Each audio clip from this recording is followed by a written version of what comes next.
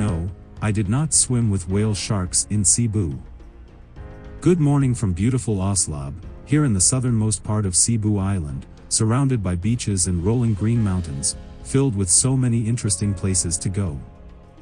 It is no wonder why Oslob often makes it to the top spots to visit in Cebu. However, the biggest question I was asked almost the entire stay here in Oslob was if I already swam with whale sharks, and my answer was, no, I did not swim with whale sharks. Sadly, almost all tourists have been accustomed to come here to see whale sharks as the main attraction. But Oslob offers much more, like the cuartel, an equivalent to the American period customs house, and is a one-of-a-kind structure in the Philippines.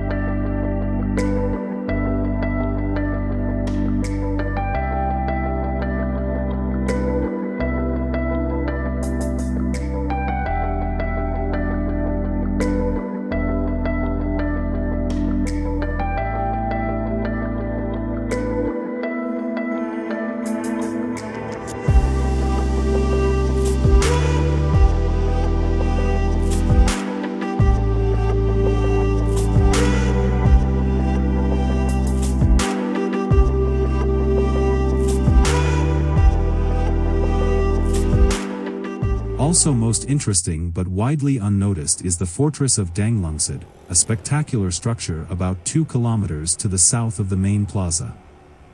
This is where the original city of Oslob used to be, a few kilometers to the south from today's Oslob city center. The entire city was moved because of Moro pirate raids. The history of this fort started in the 18th century when slave traders from Mindanao and the Sulu Sultanate would attack, loot and destroy Spanish settlements in the entire Visayas region. The history of this area is significant, not only in the history of Oslob, as it wouldn't be for this fort there is a significant chance that Oslob today would not even exist. Or at least it would be relocated even farther north.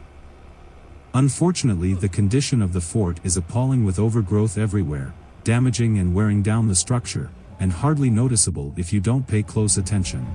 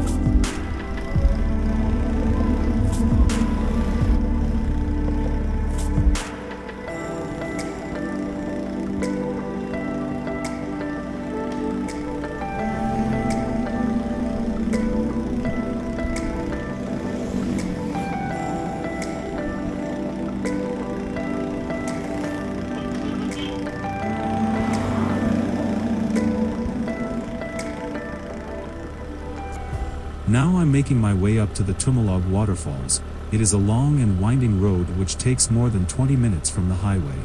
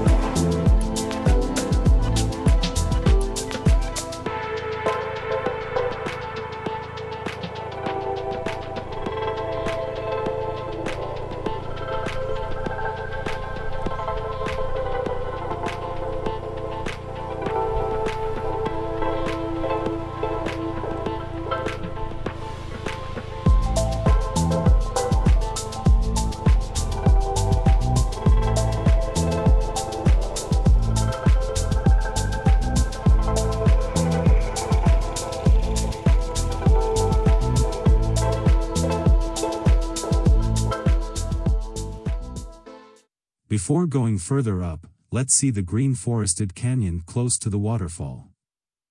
Deep down is the river stream, released from the waterfall and feeding the whole of Oslob with fresh water.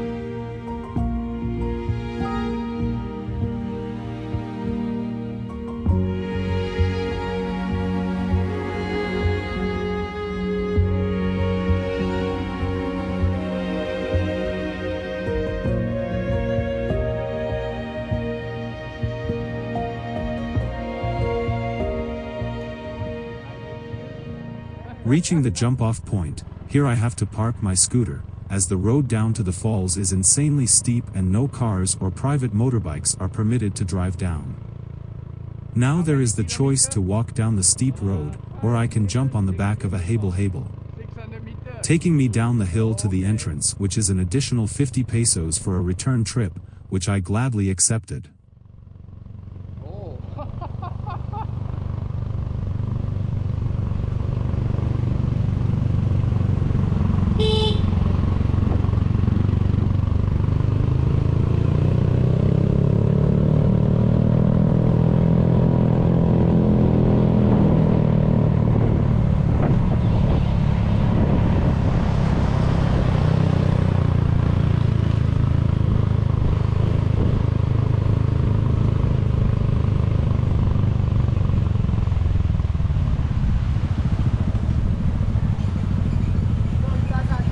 It's okay. That's it. After a 2-minute ride, on the back seat, I reached the main gate of the waterfalls, and here the entrance for foreigners is 50 pesos per person, which is okay. Look how beautifully lush the entire area is, and how milky white blue the water is. I have been told that this is because of the high mineral content in the water, giving it this distinctive color.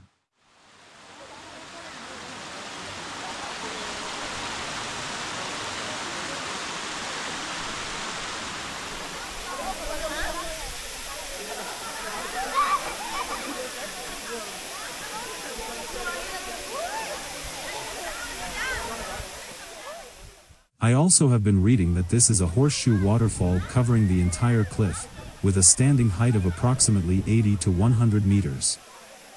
Releasing the water as a stream that's disappearing in the thick forest and into the canyon below, seen before from the drone.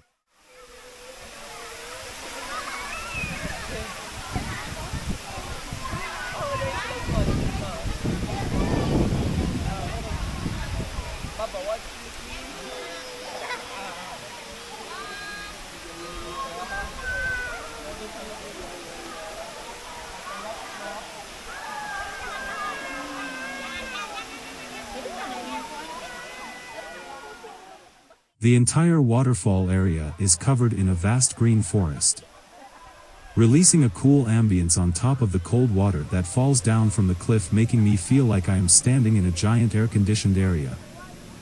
I guess this is what you can call a microclimate. It is so nice and refreshing here, compared to up on the jump-off point, you don't want to leave the place again. But that is exactly what I have to do. I am now again on the back seat of the motorbike, riding this insanely steep road back up to the jump-off point to continue my trip to the city center of Oslob.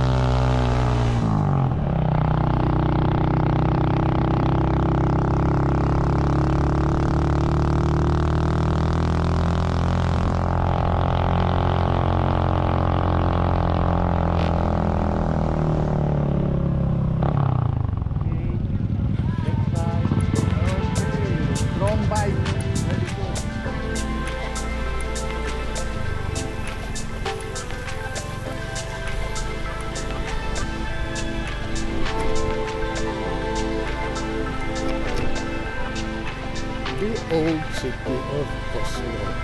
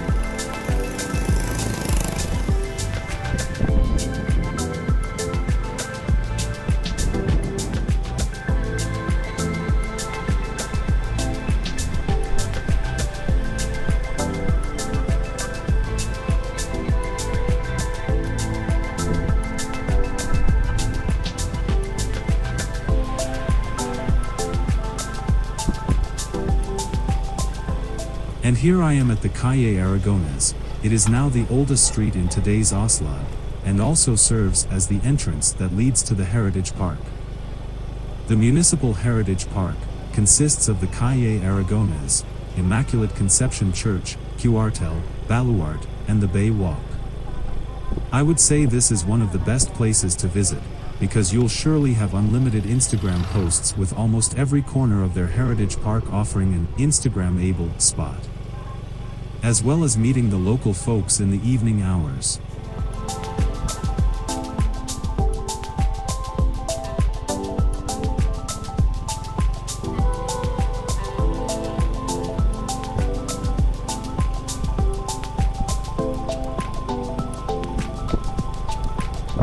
The Spanish Cuartel is a two-level structure with rows of arches built by the Spanish, but it was never finished.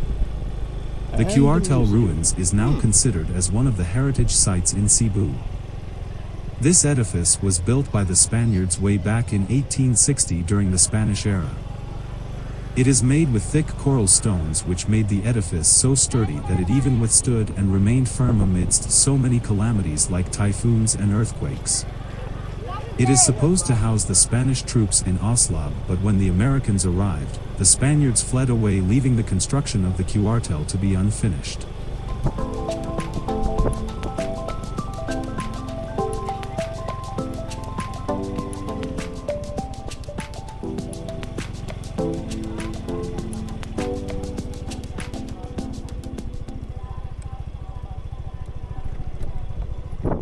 The museum, located right behind the Cuartel, is a modern structure, which houses antiques that reflects the lifestyle of the ancient Oslob villagers. It included tools and items being used by religious and political offices that once ruled the town. The Immaculate Conception Church, seen here, is an imposing structure, also built of corals. Its construction started in the year 1830 and finished 18 years later. An imposing hexagonal bell tower rises beside the church. It is also called Nuestra Señora de la Inmaculada Concepción, Parroquia de la Inmaculada Concepción, and Oslob Church. Through the years, cataclysmic events have befallen on the church. It was damaged during the Second World War. On November 7, 1955, it was engulfed by fire and renovated in 1980. And on March 26, 2008, it caught fire again that was started by what investigators initially thought was a short-circuited computer. Restoration works were completed on December 10, 2010. The baluart or watchtowers, also called lantawan, are built along this coast to protect the town from raiders. These watchtowers were built in the late 18th century in the area where the church and the cuartel are located. The main purpose for building this edifice is to help provide a safe place where the guards could monitor the neighboring area. The ruins now in Oslob was one of the 7 towers that comprised the defense system. It included 6 other towers that were built along the coastline of Oslob. These towers were built just close to the cuartel. It is said that the defense system was so effective and the people of Oslob were able to repulse an enemy attack in 1815 and lived in peace ever since.